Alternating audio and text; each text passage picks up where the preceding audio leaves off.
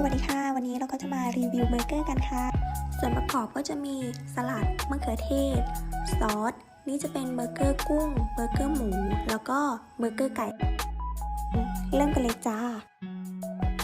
หั่นมะเขือเทศเป็นชิ้นบางๆนะคะที่จริงแล้วเราชอบแตงกวามากกว่ามะเขือเทศค่ะแต่ว่าวันนี้อยากกินมะเขือเทศก็เลยเลือกเป็นมะเขือเทศค่ะใส่ผักสลัดลงไปนะคะตามด้วยมะเขือเทศใส่ได้ตามใจชอบเลยค่ะ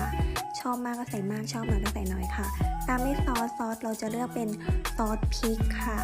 แล้วก็ตามด้วยซอสมะเขือเทศค่ะ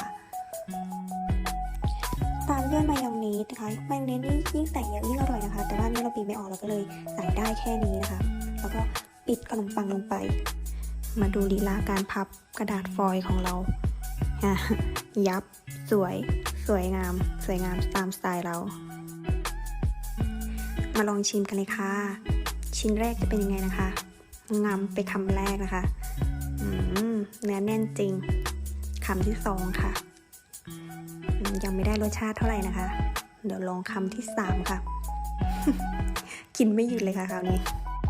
ส่วนตัวนะคะจะชอบเบอร์เกอร์หมูมากเลยค่ะเพราะว่าเบอร์เกอร์หมูหอมพริกไทยแล้วก็เนื้อแน่นมากๆขอตัวไปกินก่อนนะคะบ๊ายบายค่ะ